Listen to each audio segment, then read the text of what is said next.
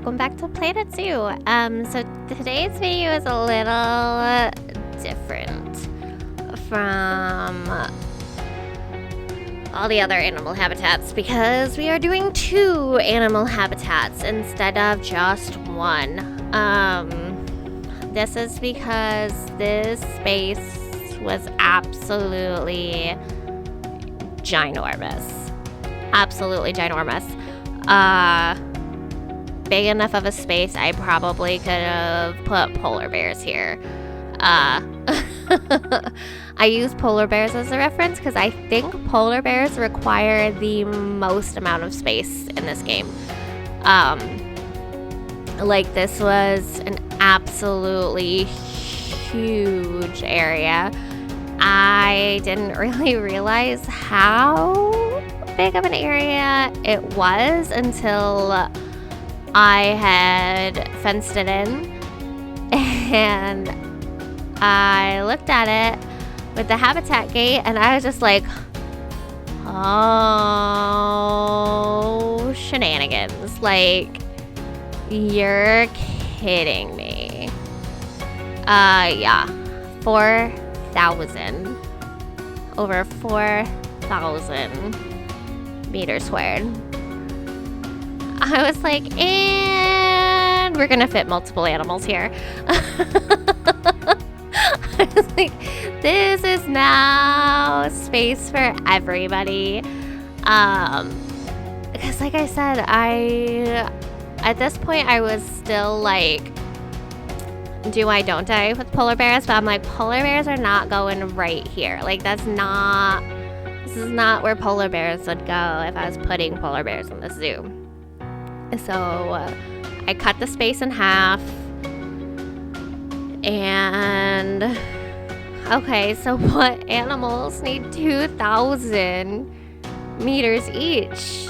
Like, which animals are that? And I was like, okay, moose needed a lot and wolves needed a lot. Like, I don't know if you would realistically put them next to each other sharing a concrete wall, but here we are. So I was like, okay, and I look, and what else do I got? I got the moose. 2 moose, 1,400. Okay, so yep, we can put moose in. So we put our mooses in. Mooses. I think I say that every time. So we put our mooses in. We're like, okay, solid. I'm like, and I've got my wolf. We're putting the wolves right next door. We're going for it. This is what we're doing now. Large flatlands, moose, Arctic wolves. Solid. What I did not initially remember was that moose like to swim. So much so, they have a water requirement. I did not whatsoever remember that moose had a water requirement. So you see me, after the moose are already in place, you see me kind of scramble to put a puddle in for them to swim in. Which, when you add water, it takes away their land space that they have. So it gets screwy.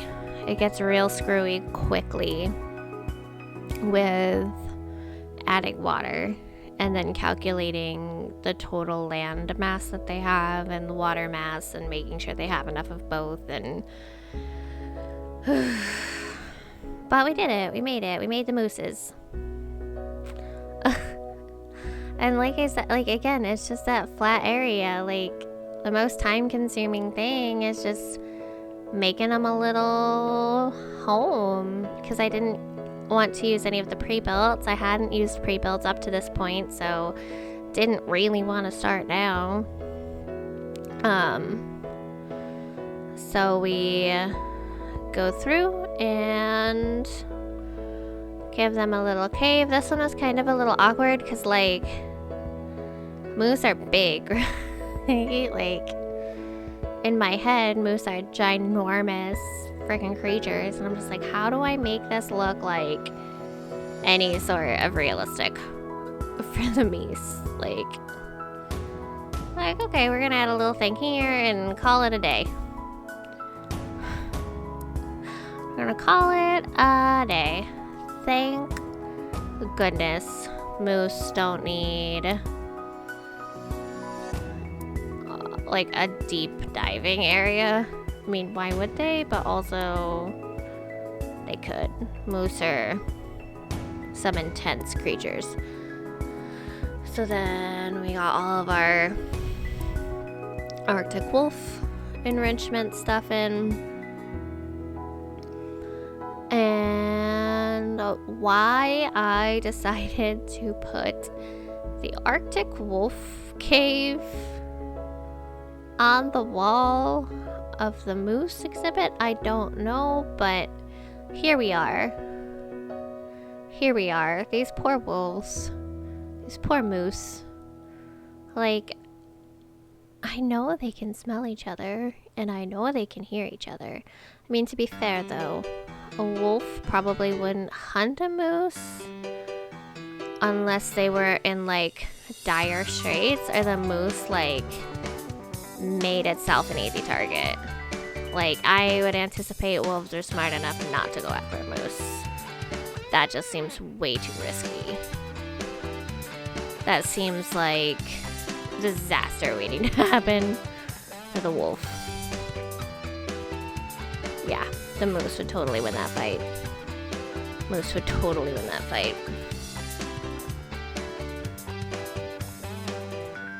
So yeah, straight and simple. Straight to the point. So yeah, I hope you guys enjoy this double exhibit of moose and Arctic wolves. Not the most, oh yeah, moss snow leopards were, growing up, getting feisty. You know, zoo management and all that jazz. So yeah, I hope you all have a wonderful day, and I shall see you in the next one. Bye guys.